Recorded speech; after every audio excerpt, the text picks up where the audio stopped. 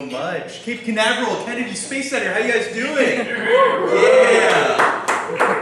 My name is Ari Eisenstadt, and I'm so honored to be hosting a session on United Nations Association Outer Space Innovation and Advocacy panel. And so I'd love to invite our panelists up to share, and I have some questions, and then we'd love to invite you all to ask some questions. So first we have Charlie Duke, Brigadier General, Apollo 16 astronaut, 10th man on the moon, and CapCom for Apollo 11, and a wonderful author of Moonwalker, which I highly recommend that you all read. Charlie, thanks so much for being here. Next we have Poppy Northcutt, who is a civil rights lawyer, an activist, and the first woman engineer to work in NASA Mission Control. Poppy, thank you for being here. We have Richard Garriott, Private ISS Astronaut, explorer, adventurer, entrepreneur, and president of the Explorers Club. Richard, thanks so much for joining with us. And Christina Korp, the founder of Space for a Better World. Thank you for being here and hosting us all here. And thanks to everyone joining us online. We are live streaming across many different Facebook pages right now. And so for everyone confused about what I'm wearing, this is a flight suit from today's zero-G flight, where we got to experience parabolic flight in a 727, which is a part of the astronaut training to simulate weightlessness. And I'd love to hear about all of your experiences from that. It was truly transformational for me. So I'd like again to thank all of our partners. I am at the University of Hawaii, where I teach at the Matsunaga Institute for Peace. I teach human rights, and also at the NASA Astrobiology Institute, learning about astrobiology and imagining the future of space diplomacy, where I'm working on a PhD in future studies. And part of that is an ethnography around spaceflight and a phenomenology of weightlessness. So this has been really illuminating to imagine and learn about as far as the future of outer space and how that relates to international relations, becoming a multi-planetary civilization. We also collaborate with many different organizations democratizing access to space, such as a group called MoonDAO, which is a decentralized space agency which raised money to send 2 people so far to space through Blue Origin, but many other different opportunities that we hope to also provide zero-G flights. This was democratically voted, and also an NFT raffle system that is organized by the community.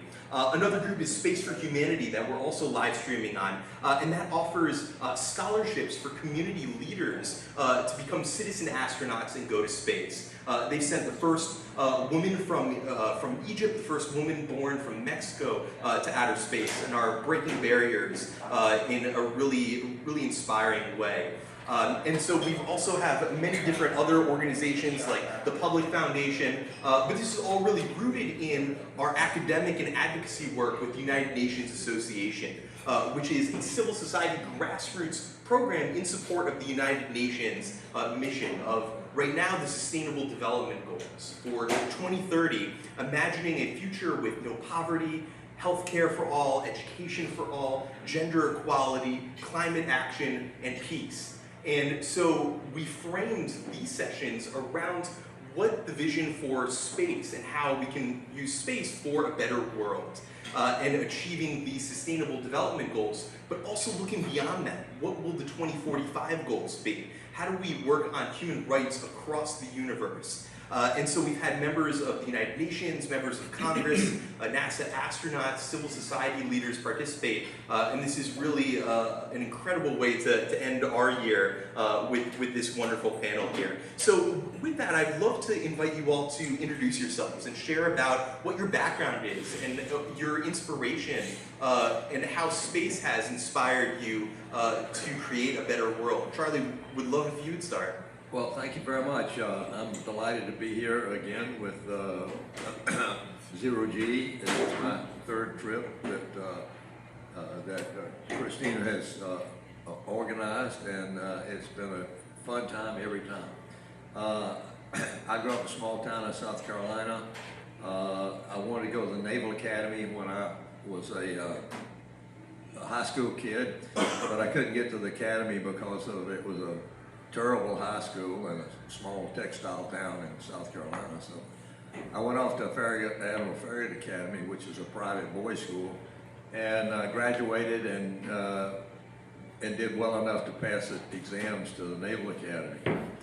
That was in 1953, and when I got to the Naval Academy, I fell in love with airplanes instead of ships, and so they gave us three, I call them rides, 3 flights in an old pre-World War II seaplane. It's called the N3N Yellow Peril. It's fabric covered, two wings, 1 big radial engine, and 2 pontoons. And so I remember the first ride, I was sitting in the front seat and the instructor was in the back, and these 2 seamen came up and they started cranking this big engine with a big hand crank, like the old A models. Maybe y'all don't remember A models, but it was back in the 30s or so. And so we got started and off we went. And that was my introduction to aviation. Back then there was no Air Force Academy, so you could volunteer for the Air Force. And I wasn't sure what I wanted to do, but I said, well, maybe Air Force, maybe I'll volunteer for Navy. But that decision was made for me my senior year or first class year when the doctor at the Naval Academy said, Midshipman Duke, you have astigmatism in your right eye, and you don't qualify for naval aviation, but the Air Force will take you. So I went to Air Force and never regretted it, never looked back, and got out of flight school. I soloed in October of 1975, and that was 1 day after Sputnik. And so the space age started. And let's see, then I got my wings. I went off to flying school, advanced training, and started over to Germany in May of 1959. And that year was the beginning of the building of the Berlin Wall right around there sometime. And then the first group of astronauts were picked, and so the space race was on. After that, I went off to flight school over in, not flight school, but a fighter squadron in Germany. I was over there in '61 when Yuri Gagarin flew. In the same, about a month later, Alan Shepard flew, and that was the space race was on. And but I was too inexperienced, and I didn't know whether to volunteer or not. So I ended up going to MIT and got a master's degree and graduated 64. And from MIT, it's a long story, but it's a lot. And so, do I want to go into the space program or not? MIT had the contract to build the Apollo guidance and navigation system. It was now called the Draper Lab. Back then it was an instrumentation lab, it was called. And they had built this machine to allow the crew to align the inertial measurement unit. And you did that through a telescope and a sextant. And so MIT didn't have any pilots or anybody like that and on staff, so they said, my physics advisor said, why don't you see if they'll take you guys, you know something about flying. So we volunteered, we went over there and said, hey, can we do this thesis? To take the data and then submit it. So they said, yeah. So we got to going, and after about 6 months, we had 6 months worth of data, piles of data, and the two of us had one course in statistics. So what do you do? And we fussed. I said, we don't know what to do with all this stuff. He said, stand by. The next day, this Chinese PhD showed up. and he had a PhD in statistics, and he took care of it. So I had the easiest college master's in the world, and they gave us a good grade, so I graduated. And these guys, astronauts that was coming to watch this development, were so enthusiastic and so gung-ho about their job. And I said, well, how did I get that job? I'd never met anybody that had the enthusiasm of these guys. I said, well, get your degree and go to test pilot school and you might have a chance. So, short stories, long story, but it was, that's what I did. And in 1965, I graduated, got my degree, and then the next year I graduated from test pilot school, and NASA said, we're looking for more astronauts, please apply. And so there was all male, less than 36 years old, less than 6 feet tall, and there was some other incidental. Oh, you had 1,000 hours of flying time, you had to have a college degree. Anyway, I applied, and Stu Russo, there were 12 of us in our test pilot school class. Stu Russo had ended up on Apollo 14, Al Warden ended up on Apollo 15, and I flew to the moon, and one guy later on got to fly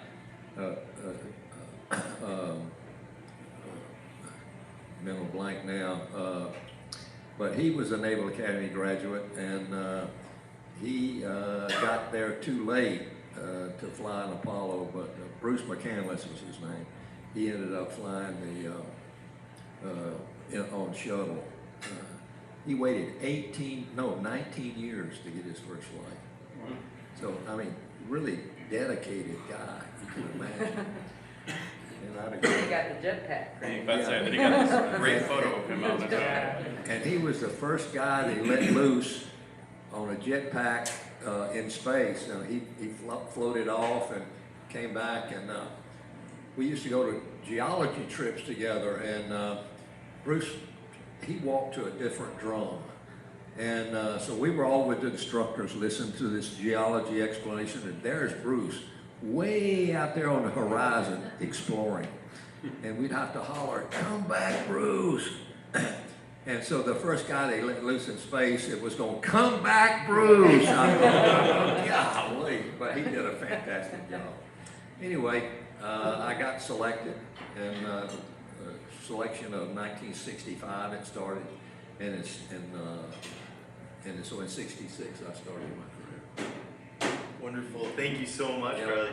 But Poppy, we'd love for you to share your background and how you got involved in space and its relationship to advocacy. Well, I sort of stumbled into it, to be honest. I went to the University of Texas as an undergraduate, and at that time, this was in the... Oh, okay. At that time... 2 questions.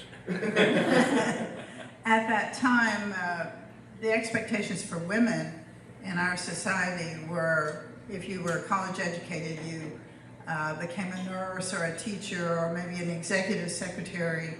And the real reason you went to college was not to get a degree, it was to get an MRS. I guess I didn't really get the message,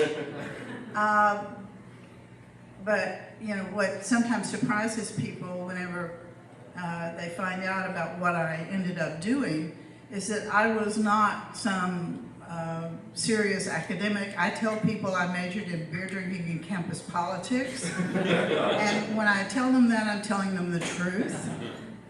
I nominally had a major in mathematics. The reason I took celestial mechanics was not because I was interested in the space program or space travel. It's because I needed another elective in math, and it was not an 8 o'clock class. That was my criteria, okay? So I graduated. I had expected I would probably be a teacher, but I was in an automobile accident, and I couldn't go to work as a teacher. because of the timing. It was the wrong timing to be hired for the academic year. And I stumbled on a job offer at TRW Systems, which was a contractor at NASA in Houston. The job was to be a computress. I never heard the term before. I thought, this is weird, a gendered computer. If you've seen Hidden Figures, you are probably familiar with the term now. I now know a lot more about the history of women as computers and computeresses, but I had no knowledge of it at the time. Anyway, I went to work there as a computress, and TRW had a contract. They had a number of contracts, but the one that I was assigned to was a contract with the Mission Planning and Analysis Division to develop the abort program, okay? And that program was called the abort program up until almost liftoff on Apollo 8, at which time it was determined that that was not a good PR name for a program because it implied too much risk, okay? And it was changed to the Return to Earth program, a little more obscure. I mean, it was, you know, accurate, but not as scary. Anyway, I went to work as a computress, and unlike, you know, in Hidden Figures, these women are doing these calculations by hand, and I often have people come up to me talking about, you know, oh, you brought them back to the Earth from the moon, doing all these hand calculations, which is just ridiculous. I mean, there's no way we could have come back from the moon by hand, okay? What I worked on was the development of an analytic math model to optimize the trajectory to come back to the Earth from the moon, optimizing fuel or time or some combination of those two, to be used in the case of an abort. That was its primary function, was to be an abort program, to do the unexpected, to deal with the unplanned. But we developed something that was so reliable that it ended up being used for both planned returns as well as unplanned returns, okay? And it was used through all of the Apollo missions very successfully. I like to say I never lost a client, okay? But as a computerist, I walked into this world where everything was very male-dominated.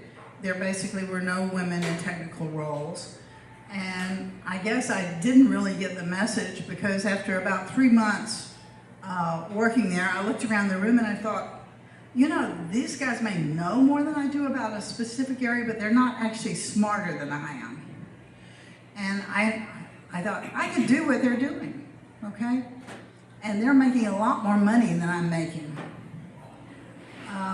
So I really dug into the problem that we were solving and, you know, worked a lot of hours and ended up being promoted to be a member of the technical staff at TRW in Houston. I was the first woman there that was a member of the technical staff, which is their nomenclature for an engineer. You might have a physics degree or a math degree or whatever, but you're a member of the technical staff. And that was a big hurdle. And then, you know, I'd never expected to be in mission control at all. That was not what we were supposed to be doing. We were supposed to be working on, by the time Apollo 8 flew, we were supposed to be working on advanced missions, doing 2 and 3 impulse maneuver analysis to do polar analysis. But they advanced the schedule on Apollo 8. I heard rumors in the summer, you know, that, oh, they're gonna fly Apollo 8 around Christmas time. And I thought, that is the most ridiculous thing I've ever heard. And the reason I thought that was the most ridiculous thing I ever heard was because our program was not finished. And, you know, I didn't think they were going to go if they couldn't come back. So then I was really surprised when they did indeed announce that, and then I didn't have any time to be anything to be surprised because I was working so hard trying to get the program ready and into the control and into the computer center over at NASA. But I walked in, I didn't know I was the first woman in mission control until I went over there, and then that was pretty obvious. People have asked, were you harassed? Depends on what you mean by were you harassed. I was not harassed the way some of the first women that went into fire departments and other things like that. I wasn't harassed in that fashion. I was watched, is what was going on. I discovered during SIMS in Apollo 8, I would hear some chatter. You know, we would listen to all of these stations at the same time, channels at the same time, and I would occasionally hear a remark in the background. Oh, look at channel, I don't remember which it was, 54. You won't believe what's on 54. Have you seen what's on 54? And finally one day I went, oh, what the hell's on 54? And I turned to it and it was me. Had a camera on me. I tell young women when they ask me about being harassed or you know, working in a hostile workplace, I mean, how do you deal with that? My attitude toward that, I was a little surprised at the time. It didn't occur to me to complain to anybody because there wasn't anybody to complain to. But my attitude was, well, hell, I'm here, I'm a woman, get used to it. And go on. And they did get used to it. You know, it is hard being the first. You have to have focus, and you have to develop confidence, and you have to develop just a real idea that you know what you're there for and you're going there. And people ask me, well, who was your mentor? At that time, women did not have mentors. I tell them I had a life coach. Miss Piggy is my life coach. You know, I tell young women, you know, Miss Piggy never, you know, doubts that she can do what she's there to do. She, you know, knows what she wants. Even if it's a green frog, she knows what she wants, okay? And she doesn't get diverted. And that's a big part of, you know, my history in working in the space program. I ended up working over there. I was in the control center on 8. That was my favorite mission.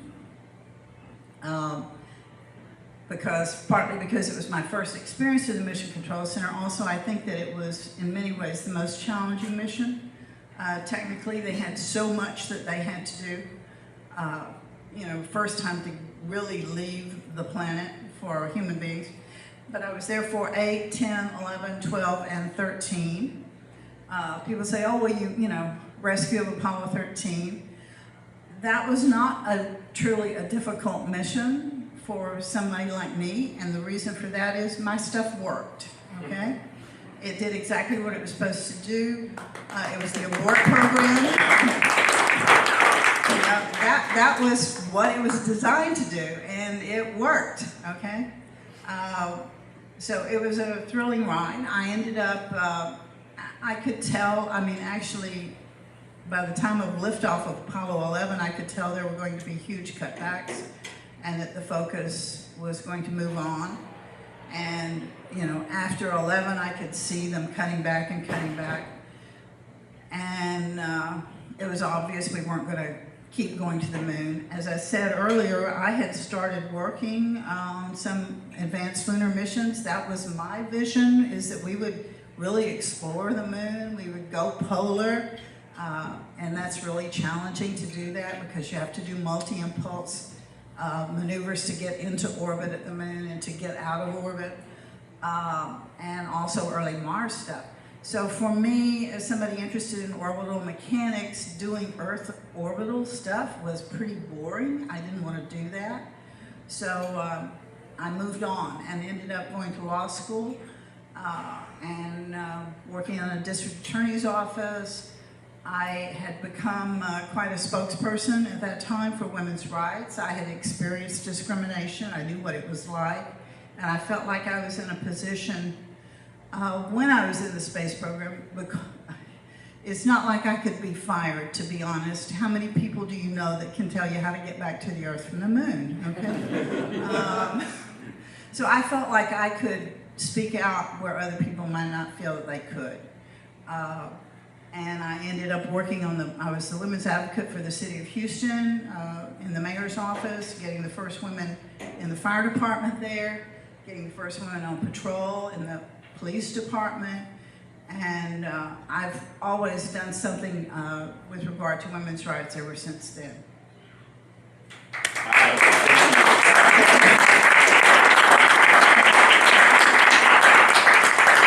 And maybe we should call them Return to Earth rights. Maybe that would be a better branding for it. Richard, we'd love for you to introduce yourself and share about your journey into pioneering the space industry. Sure, but I also just want to say, Poppy is, I know I'm late to the party, but she's one of my new favorite people on the planet. Yeah. Really, seriously. Awesome, just awesome. But interestingly, my father was also an Apollo-era astronaut, came in about the same time as Charlie.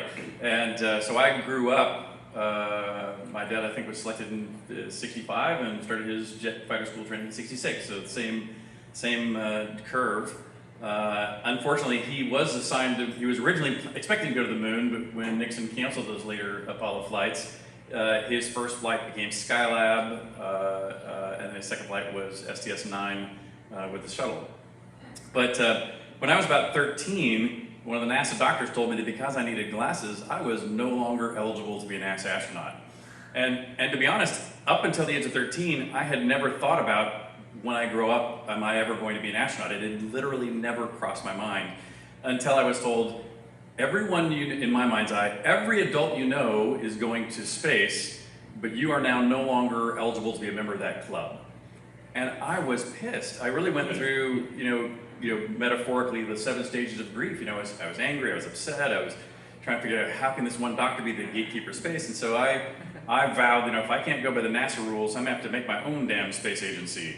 And it took a long time, but ultimately that's what I did. And so I helped start things like this company, 0G, the X Prize Space Adventures, which ultimately arranged for the first 7 private citizens to fly to space, including myself. It's a much longer story to go to the trials and tribulations of how that all came to pass. But because you were talking about advocacy, and by the way, so I did fly in 2008 is when I flew about 14 years ago, I guess it is. But it's interesting, I also went to school in the same school that all of our families were attending, the same school system, during the time of the Challenger accident.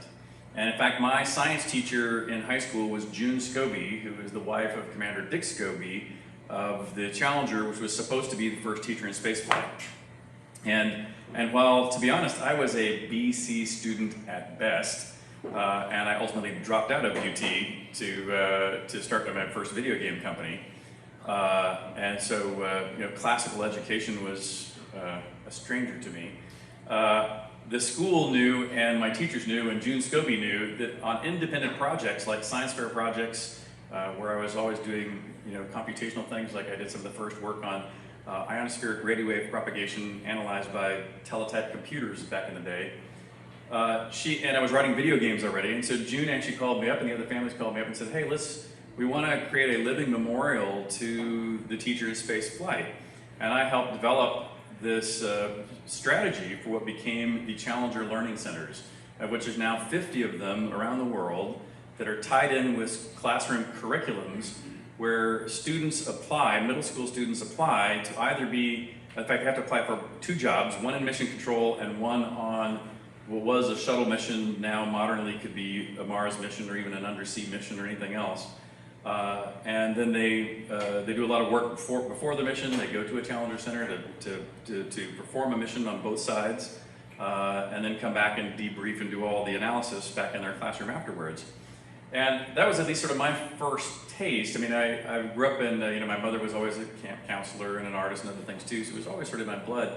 But that was my first serious foray into how we can take this amazingly inspirational activity that space was. It inspired, a lot of people in my generation, I would argue that Apollo helped create the tech boom that followed, and I was one of the people that was following that tech boom, and did well through that tech boom.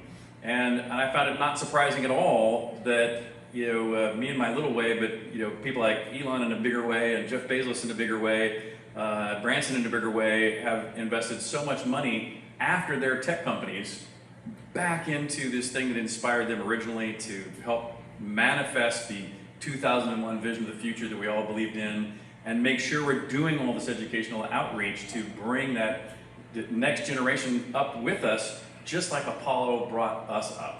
And so anyway, something I'm proud to be part of is all this outreach. Well said. Thank you so much. And for those watching online, Christina shared some incredible videos that I recommend everyone watch on Space for a Better World. So Christina, I'd love for you to briefly introduce yourself and maybe focus on the Aim Higher project and your work on space for diversity, equity, and inclusion. Sure, and I'll just touch real quickly on who the heck I am and why the heck I'm up here with these awesome people. Because I am not an astronaut, but I am one of 10 children. I grew up in South Dakota. And I always say you could never have predicted my life from the way that I grew up and the humble beginnings I had to going around the world with guys who walked on the moon. So I was in a musical family, the real life Partridge family, starting at the age of 12. I was in a family band with my brother who was 10 on drums, me on keys, my sister on bass, she was 16, and my dad. And that's how we supported our family. After 10 years, I went to LA to try to become a rock star. I had some success, was signed to Warner Brothers. If you hear any of the Ringo Starr Christmas songs, I am singing backgrounds on all of those songs with Timothy Schmidt from the Eagles. That's me and Timothy on all of Ringo Starr. So that was my life before. I toured all over the world singing with Latin artists, and I wanted to be a rock star, I thought, for a while. And then after a while, I thought, maybe I want to work behind the scenes and produce. So I ended up working for an American celebrity named John Tesh. And he mentored me and took me under his wing and taught me how to run his record label, production company, and radio show. I produced concert specials for PBS. I was in them. You can find one where I'm featured singer in one of them. And after a while, I just had been working, remember, since I was 12 years old. And I thought, I need a break. I need to go find a nice, quiet, boring job for a little while. And I answered an ad in the Hollywood Reporter to work for Buzz Aldrin, the second man to walk on the moon on Apollo 11. So I bring this up because this was not the plan for my life, to work in space. I was an entertainment person who fell into this, but I think that it was a perfect marriage of my creative way that I think and the way that I do things and creating events and those kinds of things, and bringing a light on to an old astronaut named Buzz Aldrin whose vision was all about going to Mars. So I dedicated my skills to trying to promote his missions to Mars. We produced books and virtual reality experiences, and I tried to do everything I could to get the public to care about what his vision for the future was, because he would say to me, I can't, if I do this, the other astronauts won't like it. And I'm like, you don't have to convince those guys. You got to convince people like me, who is outside of space, to understand what's going on in space and why they should care about it. In the meantime, I was traveling the world with Buzz and literally hearing at least 2 or 3 moon landing memories every day. So this is touching on what Richard just said, which is, it's something that this younger generations can't understand and can't relate to, but I began to be the keeper of the memories. I began to be the one who was absorbing all these stories told to Charlie, told to Buzz, about how that moment of seeing humans land on the moon changed their life, and usually for someone who was a kid. And so, even Jeff Bezos, he gave us a private tour of Blue Origin one time, and he was explaining this piston, and I said, are you just learning this as you go along? He said, no. I was 5 years old, I watched Neil and Buzz walk on the moon, and I made a decision, 5 years old. And look at, the people who are changing the world. I always say, if you're paying attention to people who are changing the world, they're all invested in space. It's all deeply to support space exploration. So I'm just going to share really quick my favorite moon landing memory that I heard that started me on the Aim Higher project. So literally, I'm not kidding. Every time, every breakfast, every lunch, every walking into a hotel, getting on a plane, someone would tell us their moon landing memory. But these ladies had hired Buzz to give a speech at a leadership conference in Tennessee. And so it was a breakfast speech, and Buzz was eating breakfast, and they said, oh, now that we have you, we can tell you our moon landing memory. And this again was his reality. He said, oh, okay, eating his, yogurt. And they said, we were young girls in Turkey. We lived in a village with no running water, no electricity. Our mother couldn't read or write. Our father had a 5th grade education, but he was so inspired by the moon landings. And he was excited about it, read the newspaper every day. So the week before the moon landing, he had saved up money and bought a Grundig radio so that we could listen to the moon landing. So the night that Apollo 11 landed on the moon, they said everyone from their village and their surrounding areas, about 300 people, came to their house to listen to the moon landing coverage on a radio. And so they said when they heard that Apollo 11 had landed successfully, they said, we felt like we did it. Everyone was hugging and cheering and jumping up and down. I mean, just picture this in the Turkish countryside. And they said afterwards, everyone calmed down and they got real quiet and they went outside and were sitting on the ground looking up at the moon. They said you could see it in the sky. And so the younger sister, by the way, was 8 years old at this point, and the older sister was 12 years old. And I said, what were you thinking? They said, we realized we could aim higher for our dreams. Humans were on the moon. Like for them, they were just gonna try to graduate high school. And that was a huge step up from their parents. Maybe they'd become teachers, but they said the realization that Neil and Buzz were standing on the surface of the moon made them realize we don't have to settle for that. We can do more. So the older sister went on to get her PhD in quantum physics, and the younger sister got her MBA. And they said, and now we've hired you for our leadership conference. And I'm just like crying, like listening to this story, going, why didn't I record that one, And they just were like, that lit a spark in them, that they could do something that seemed impossible, And that I could relate to as a young girl in South Dakota, one of 10 children. I used to say, I'm gonna travel the world, and people would say, oh, keep dreaming, little girl. And I would say, no, I'm gonna. I'll find a way, And so it was as trying to be a rock star before, but what it ended up being is traveling the world with a guy who walked on the moon. And so that's why you see me do big galas and go to Antarctica and do things like I got Duran Duran to play at the 50th anniversary of Apollo 11 because they called me up wanting a tour of Kennedy Space Center. And so I said, man, I hate putting you on the spot, but would you consider playing at my Apollo 11 50th anniversary gala? And he said, we would be so honored. This was Nick Rhodes, the keyboard player for the band, had called me. And they played for free. And so when I got them, everyone kept saying, oh, you're not going to get them. And I was like, you don't have to believe me. And so sometimes I would do things that people would say were impossible. And I'm like, I hang out with guys who walked on the moon. So if I've ever had an example of doing something that people think is impossible, all I gotta do is look at these guys that I am privileged to hang out with. So just to finish, I decided to start this Aim Higher project because I thought, okay, I'm someone who's aimed higher than what society really could say was possible for me.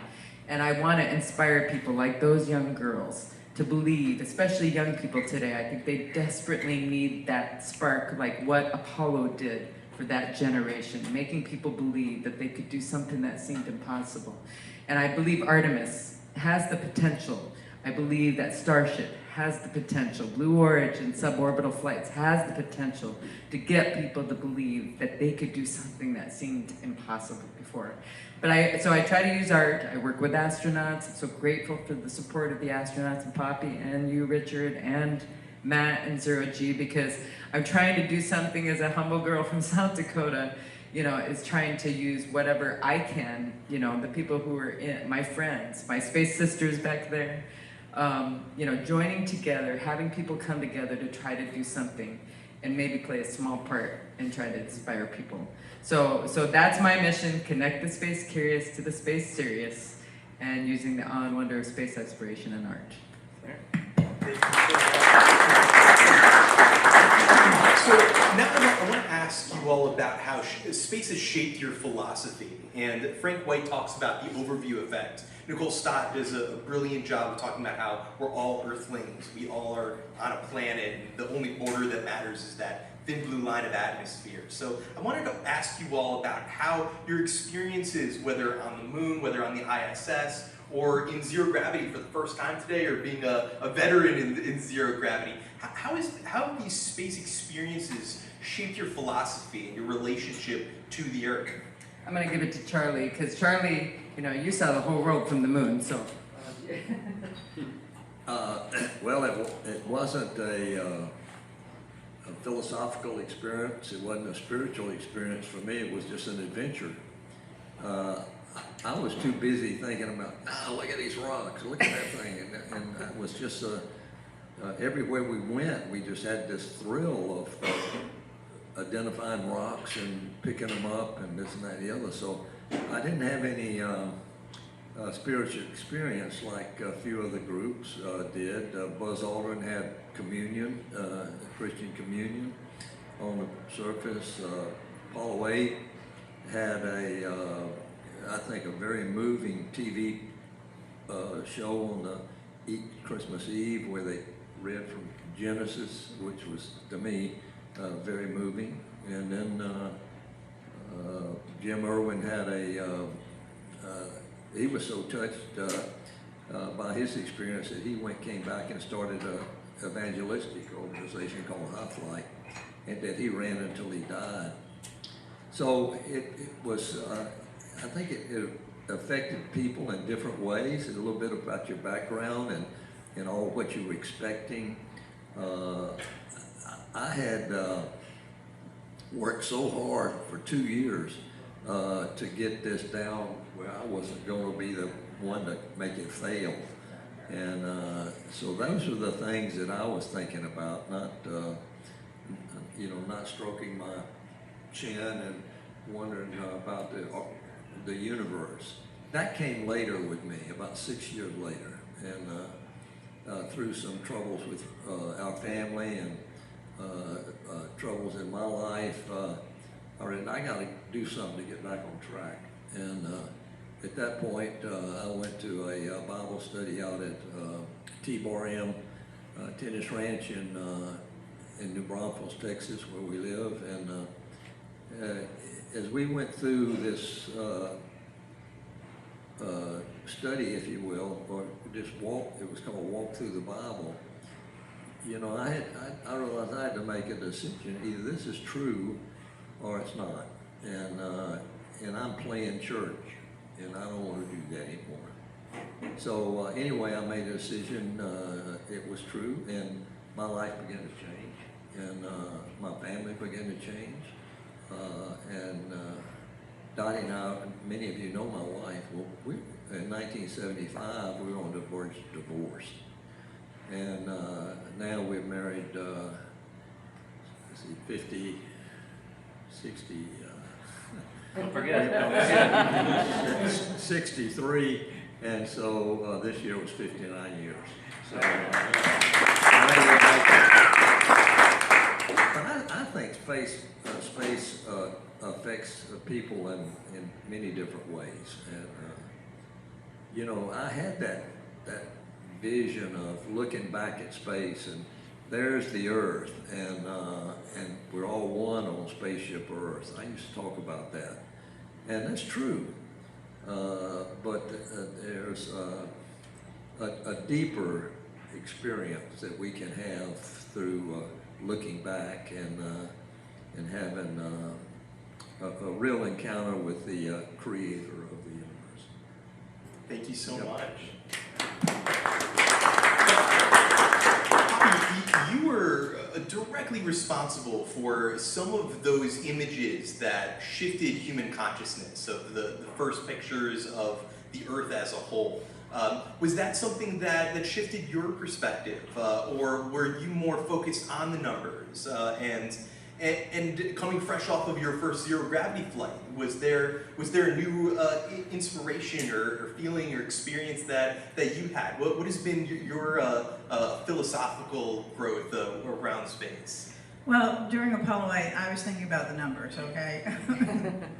There's no doubt about that. That was all I was thinking about, was the numbers. And especially I was thinking about numbers whenever they went on the backside of the moon that first time before they did lunar orbit insertion, because you don't have contact with them. It was the first time we were without contact with the spacecraft for a long period of time. They're doing a large maneuver, and if they overburned, we might have to do an abort and do it very quickly. So I wasn't thinking about philosophical things at all.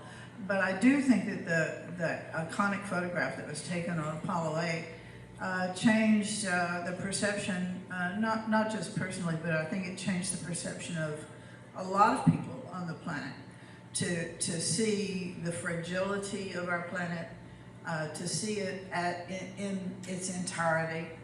I mean, you know, we had all seen a globe, okay, but it's a different thing to actually see a photograph, you know, that's really of your home. And I think that it inspired many people to become very concerned about the environment, and that a lot of that concern continues today. As for the experience today, it didn't change my attitude. It was a lot of fun. You know, I never expected to be able to experience zero G, so that was really a high point for me today. Richard, you're one of the only people, I believe, if not the only person, that has been to space, both poles, and the deepest part of the ocean, as noted on your lapel. You must have a really interesting relationship to the Earth and universe that I would love to hear. Well, yeah, well, it's interesting. So I'm president of the Explorers Club, and we have a lot of the members of the Explorers Club here too today, who I think all of us share this sort of passion for the profound beauty and diversity of this planet, and this joy of seeing every part of it that we possibly can, above and below and underwater and in caves and any place else we can manage to squeeze ourselves. But it is interesting to note, though, that as much as I've enjoyed like Antarctica by far is the most amazing and alien place I've ever been prior to space, but space is so much more than all of the other things that at least I have experienced, frankly, combined. It's at a whole nother level. And you know, it's interesting that my father, who was advising me obviously through my whole preparations for and during my space flight, we'd do interviews together, and people would always ask either one of us, like, you know, what advice did you give to your son? And you go like, my son didn't need my advice. They'd always ask me, like, what advice did your dad give to you? And everyone like, okay, he's lying. He's giving me advice every day. But it was interesting that the number one piece of advice that he gave me the most regularly and became clearly the most true was, he would say, Richard, you're gonna have a great time. It's all gonna be great. Every aspect of it, training, et cetera, it's all gonna be great. But the one thing you remember for the rest of your life is the view out the window. And so he says, what we're gonna do is every waking hour that it's daylight and over land, we're either gonna have you have a dead time in your schedule so you can just sit at the window and look, or if you're doing an experiment, it'll be involved like photography or something out the window. So you're still, whatever it is, you're gonna be at that window. But I had never heard of the word overview effect. Nobody had ever described this particular moment to me, and I described to some of the folks at the back table earlier tonight sort of what the buildup was for me, and I won't go through the whole thing because it's too long, but if anybody afterwards wants to, I'm happy to. That maybe this is something that, you know, Skylab guys got more than the Apollo guys. You're just so captivated looking back at this beautiful Earth, and while you're there, it feels like there's just a fire hose of profound, you know, interconnectivity between the grand scale systems of the Earth. You know, energy, fresh water, you know, food growth, human footprint on forests and deserts and fossil water and pollution and forest fires and the thin atmosphere. And so you can't take your eyes off it. And then after some days, I looked out the window, and in this particular orbit passed over Texas, where I grew up. I could see Houston. I lived in Austin. I could see Austin. See the Galveston coast that I, you know, went to, you know, at the beach at. All the woods in between that I hiked and biked and drove and camped in Boy Scouts. And suddenly I went, I now know the true scale of the Earth by direct observation, just as my mind's eye. And then suddenly I literally had an incredibly physical reaction. I shuddered, I got goosebumps all over my body, and literally visually, it felt like being in a Matrix movie, where the Earth stayed the same size out the window, but it felt like being in a scary movie where they'll dolly the camera back but zoom the lens in, to where the actor stays the same size, but the hallway around them seems to collapse. And literally, it was this shudder that suddenly, I went, wow, you know, this Earth is really small. I mean, it's really, no longer do I, it's ever since, no longer do you think of traveling anywhere on this planet to be a big deal. No longer did I ever, you know, I immediately, I was already an environmentalist, but I would go, you know what, you know, I can, when I got back, I'm going like, you know, I want to first check the math. I said, you know, it looks like we're using fresh water faster than its natural productivity, but let me go look up the data, and guess what, it's true.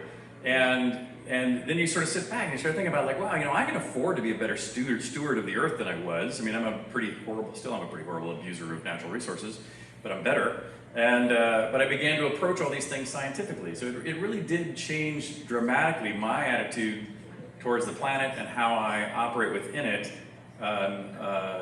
since I've had that moment. Wonderful, thank you. Christina, how about you with now your fourth zero-G flight and all of these transformational experiences? How has space shaped your perspective? First of all, I highly recommend multiple zero-G flights because it's so much fun. And the interesting thing is people were asking me today, like, they're like, oh, it went by so fast. And I'm like, the interesting thing is for me, every time I do it, it feels longer. Because I feel more experienced, I have a better idea of what I want to do on each parabola, and I'm not like so, you know, hyped up with my adrenaline. I'm like, okay, next time I'm going to do that Spider-Man crawl thing, you know. So, I mean, to me, I look at this like as, like, people ask me all the time, would you go to space? I'm like, heck yeah, I was made for space. And so, you know, it's something that hopefully, you know, I will make my way into it, find a way to do it, because I'm very resourceful and, you know, this is what I do. But I want to say, you know, what's interesting to me, all the things that I've learned of hanging out with astronauts, but also like, so Apollo 8, like a lot of people don't understand that Apollo 8 is kind of the direct link to what started Earth Day. Like that was the first time that humans had seen our whole planet that way, and it changed, you know, the whole world of like, wow, look at that, that's our planet. So Earth Day started, the Environmental Protection Agency started right after that. And so some things really shifted in the world with the Apollo landings, you know. And then like with Buzz, all the years of traveling with Buzz, I'd always loved to travel. I still have I want to go everywhere, let's put it that way. And the funny thing is, all the years I traveled with Buzz, I never got to sit in the window seat. Because he wanted the window seat. Because he wanted to look out the window. So I say that because you know, sometimes people would be like, what? You know, he was on the moon looking back. But I was like, no, are you kidding me? I never get the window seat. He's always in the window seat. And we would be sitting there and he'd be like, look at those clouds. Those are cumulus, blah, blah, blah. You know what I mean? And he'd say, hey, take a peek. Look at the striations in this, you know. So the point is, you know, like, this guy who worked on the moon has been everywhere, still wanted the window seat of an airplane because he still had this. I think you can still have that awe of being on an airplane looking down at the Earth. So I will tell you now, I am always in the window seat when I'm traveling, and I am just totally captivated by spending half my time looking out the window. So I always think about that, like when people, you know, have that chance to go to space and then get that further perspective, because you know, the other part of it now is with Hubble we had amazing images, but now we've got the James Webb Space Telescope, which for those who maybe don't get to, even that, the awe of looking at those images we're getting now from James Webb is just, it's humbling. It makes me emotional looking at those images. And I've met people on the plane who sometimes see something spacey about me, and they will start saying, have you seen those pictures from the James Webb Space Telescope, you know? And there was a guy on one plane who was like, this was a Christmas gift to the whole world. And this was a guy from the UK. And so I'm excited to see people like getting excited about space again in this way, seeing all of this cool technology, because I just think, especially now after the pandemic, we need that hope of what can come out. You know, I'll just say real quick, one thing that I always think about rocket launches is that to me they represent hope, faith, hope, and optimism. Faith in what was built, the teams that built it, you know, faith in everybody who brought this thing and built these pieces of equipment, hope as it lifts off, hoping it don't blow up, but also, you know, just the hope that's going to come from what comes out of it, and then the optimism that we get out of what gets to space, what it brings back to us. So I just, I'm a true believer. I am a space believer. I mean, I may have come from outside of space, but I am in deep space now. And I've been told by my spacey friends, like, you're too far from Earth. You're too far to escape the space ecosystem. So I'm in. Excellent, thank you. Charlie, I want to go back to you and ask about the future of space. And also for me today, with the big epiphany was on the nature of water forming this perfect sphere. I think that was really inspiring beyond the physical feeling, but that observation to experience that changed my perspective.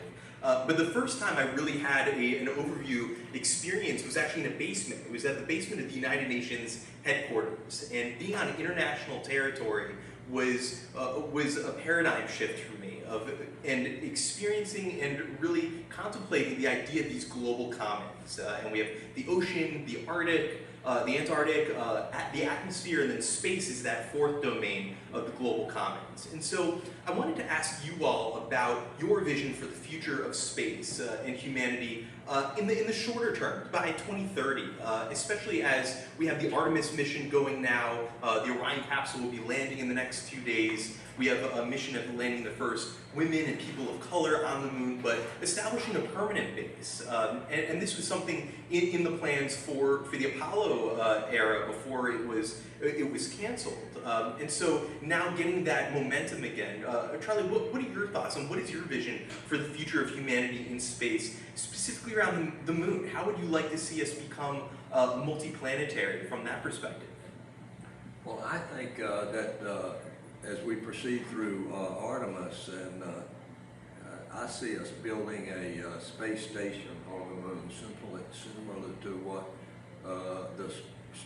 not the space station, but the science station that we have down in Antarctica.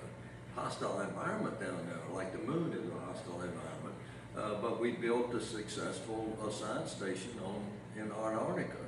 And I see in the future of the Artemis program a similar development, and I'm all for the cooperation of government and private industry in establishing this space station, if we can call it that. And so I think it's going to be a very exciting time over the next decade and beyond. I think we got a long way to go before we send people to Mars. And Mars to me is, over the next decade or so, is going to be, I believe, robotics and using robotics and the science that we've developed to discover more about the Mars environment. And I don't think it has any effect on Earth, but to understand what's out there is going to be very important. And so I'm all excited about Artemis and discovering more about the moon, building a space station up there with manufacturing capabilities. A lot of minerals up there, and that we might need in the future. And so Jack Schmidt has several ideas that geologically that makes sense to me, and so I'm optimistic about manned spacecraft to Mars, to the moon, and eventually I think the way our societies work, you climb a hill and the next generation can see farther than you could because you weren't at the top of the hill. And so our technologies will take us more and more to the other hills that our descendants can see. And it's the same as was in my family. My dad was born in 1967, and just a few years after the Wright brothers.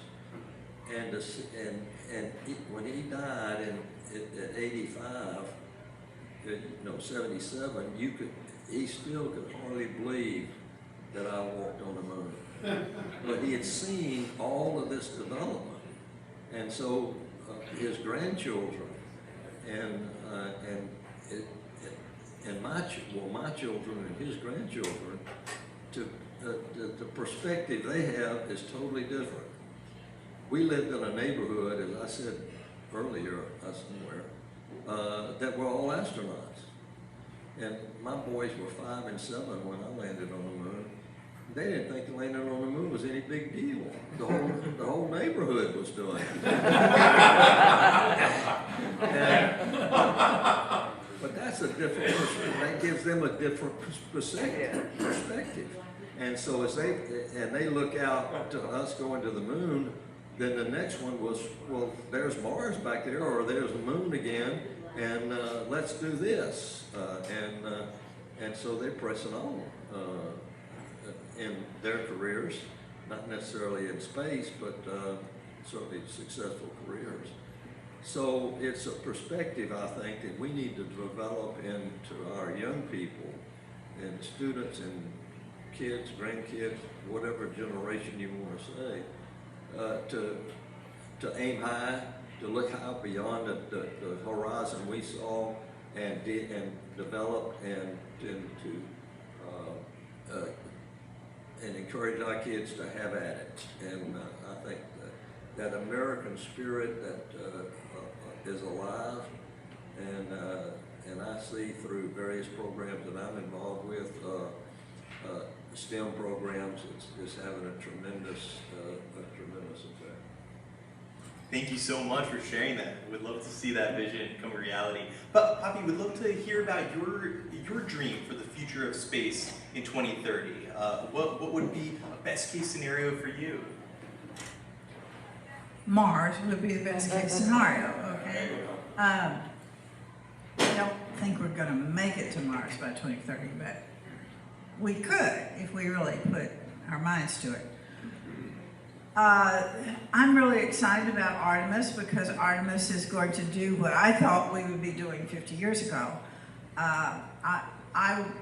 So far, in terms of what Apollo did with regard to the moon, is that all of the missions stayed within a very narrow band around the moon, pretty much around the Earth-Moon plane, which is the most efficient place to go. But we have really not mapped and explored the whole rest of the planet, not the lunar surface, the satellite. And if you think about the Earth, just think about what if the only thing we knew about the Earth was the equator? How much would we be missing, right?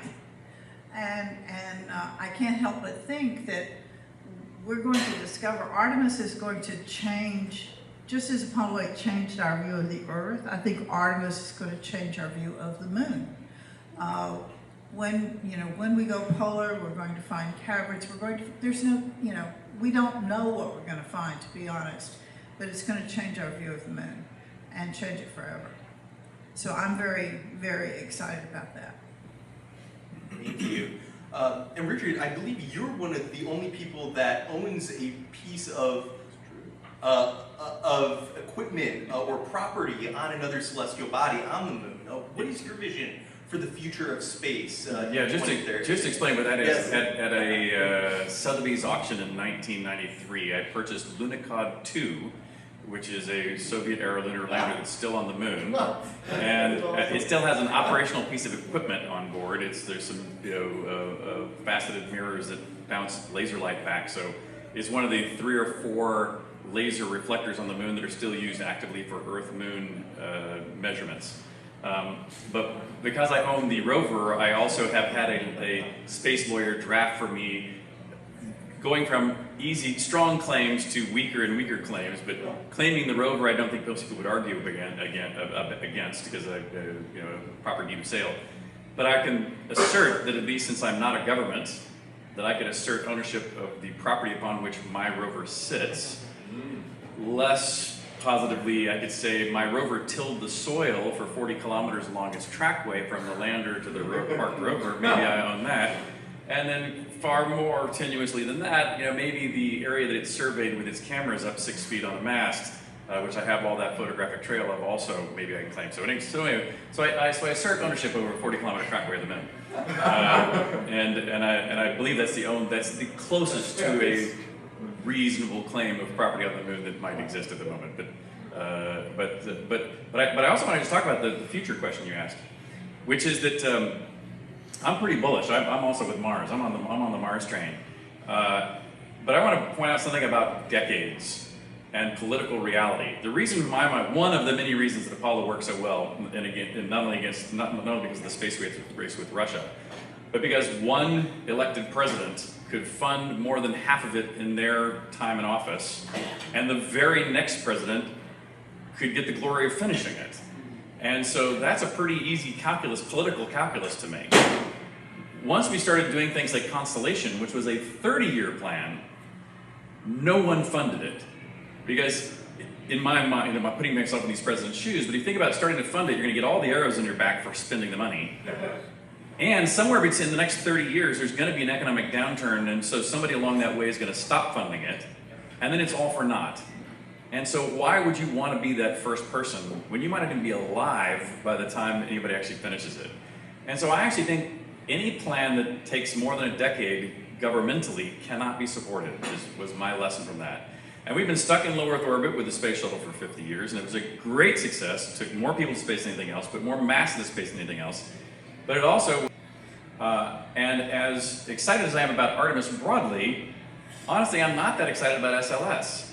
I think SLS, which has existed to some significant degree as a political safety net, it still exists as a political safety net, because in fact we don't know if private industry can deliver on the moon yet, and so it's a reasonable bet.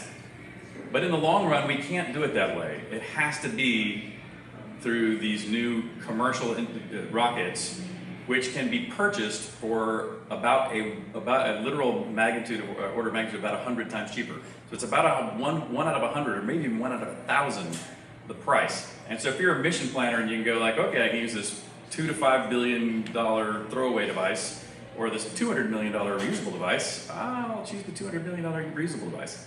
And so ultimately that's the way it's going to go. But whether we go to the moon next, which we are, or how quickly we can then turn and burn and go to Mars, as much faith as I have, and I'm a big investor in all these private enterprises taking us there, it still needs to be a government-private partnership. We're not, it's still so big and so expensive that I can't imagine it happening without both. But it won't happen with both unless it's within a decade. And the moon is clearly within a decade. We can easily do that in 5 years. The question is do we have the political will to then go, it's then within a decade to get to the moon, to get to Mars, and so will we do it? And I'm a predictor that we will. So as soon as we've landed on the moon, I believe we can do and hopefully will do Mars within a decade after that. And so I'm hopeful we can get to Mars in a decade. But it's going to be tough. It's going to be tough. Excellent. Christina, I want to ask you this question and also go back the other way for final thoughts on not just what is your vision for the future of space for 2030, but also what policy recommendations would you have, not just for the U.S. government, but for the United Nations and international policy. How can we come together as a global community to support that vision for the future of space? So first of all, I know more about moon missions and Mars missions than I ever wanted to know in my whole life, because it's all I heard every single day for years and years and years. Buzz would call me up and I'd say, hey Buzz, and he'd go, I can't get this trajectory to use gravity assist to get to Mars. I mean, this is what I heard every day. And so I know quite a lot about lunar infrastructure and how that will enable Mars missions. Has anybody watched For All Mankind? That show is freaking awesome. And I thought whoever's advising them knows what they're talking about, because there's a lot of it that is what I learned from Buzz about why we go back to the moon and mining the ice and separating the hydrogen and oxygen to create rocket fuel and to create a lunar a fuel depot in lunar orbit, which will enable longer duration spaceflight missions. And that's kind of what happens in For All Mankind. But Buzz felt very strongly that's what needed to happen in order to enable missions to Mars, and he created the Cycling Pathways to Mars, which is a cycler spacecraft that uses gravity assist to have this continual cycling orbits back and forth between the Earth and Mars. And he really has put thought into this. This is 30 years of him thinking about this, which is a really interesting idea. And maybe it'll be the way that eventually is the way. So I say all of this because I believe that we could get to Mars much quicker if we could have the commitment. And ironically, me, this girl from South Dakota, who, this was not my life, I have been in the room with some of the world's leaders talking about the future missions to the moon and Mars. So there was a point about, 6 or 7 years ago, Buzz and I met with the head of the Chinese Space Agency. We met with the Vice President of China. And they were saying, we do not know how to do this. We're very good at copying the way other people do things, but we feel very strongly that we need to partner with the US, that going to Mars is a human endeavor for the whole planet. It is just such a big thing that we cannot go just one nation. It's going to have to be the whole world going together. And unfortunately, political issues between China and the US, and there's a law that prevents NASA employees from talking to Chinese.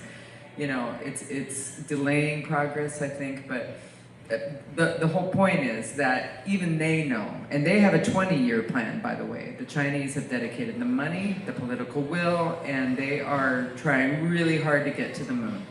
And so then you've got the UAE, who has a 100-year plan to have the first city on Mars, and they're about 7 years into it, but they're dead serious about it. And now other countries are starting to see we have got to invest in space, and I'll bring it back to you. So the weird thing is I have been this strange person who's been the fly on the wall of watching this progress, these discussions.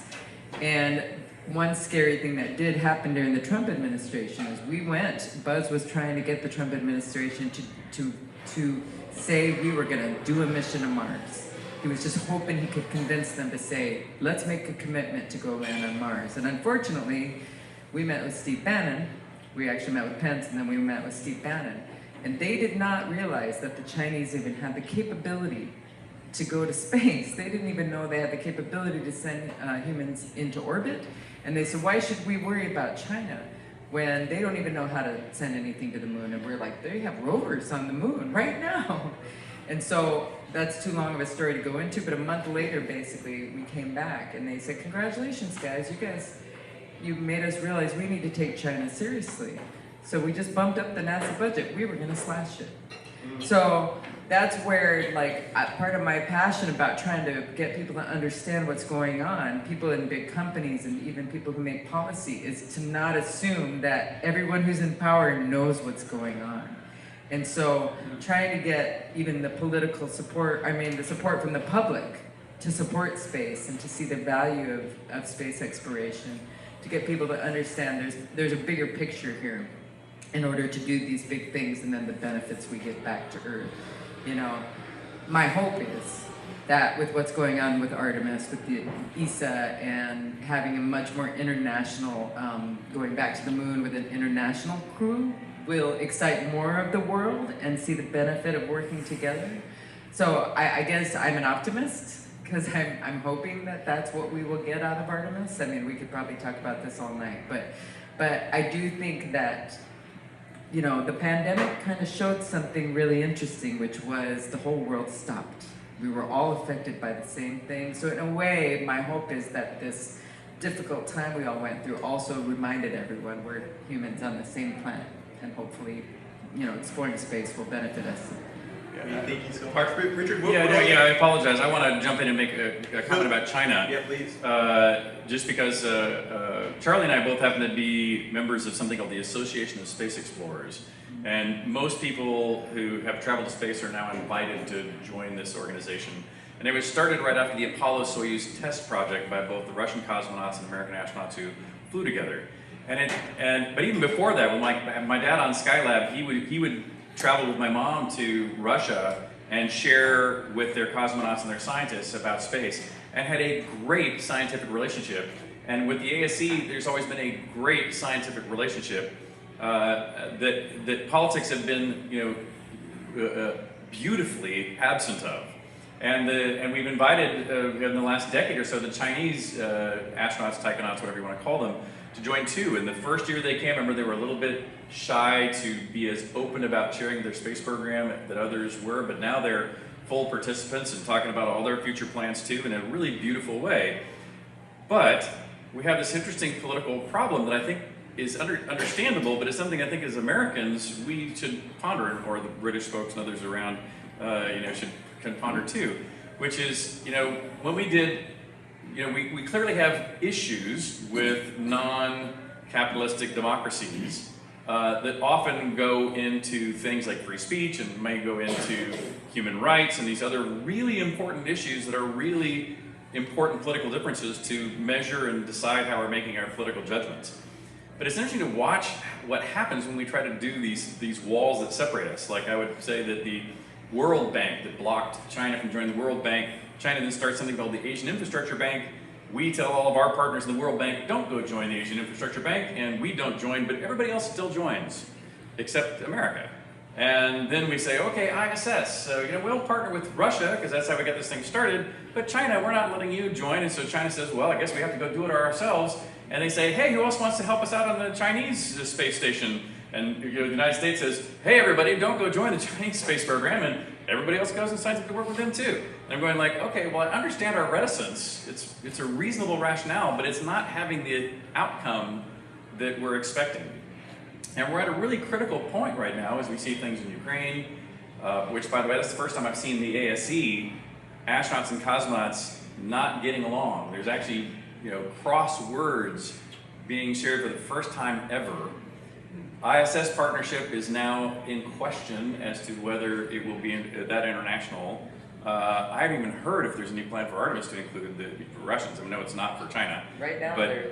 But I'm going like, so this wonderful partnership we've had with ASE, may have a time limit or an expiration date. I'm just curious what you think about that, if you would. And I want to pass it over, also first to Poppy, if you can share about your recommendation for international cooperation and your policy recommendation to world leaders at the global level, specifically also around human rights in the areas that you've worked in. Yeah. Well, I mean, right now I don't see any real progress being made in that. Mars, going to the moon and things like that. And that's a nation where, some of those countries over there, women can't even drive, okay?